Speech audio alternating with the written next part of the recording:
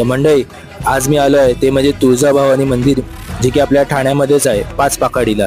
आता मी ते आलो कसा, तर आपल्या डोंबिवलीवरनं ट्रेन पकडली, ठाण्याला आलो.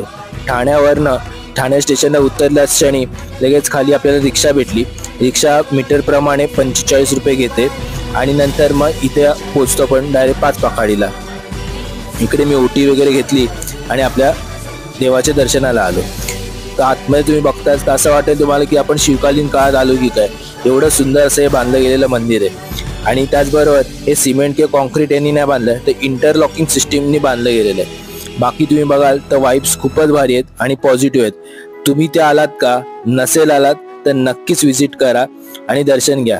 दुपारच्या वेळी आलात तर खूपच भारी आहे आणि रात्रीच्या वेळी आलात तर अजून भारी आहे, कारण की फोटोज रात्रीच खूप सुंदर येतात. चला मग भेटू पुढच्या व्हिडिओमध्ये. तोपर्यंत बाय बाय.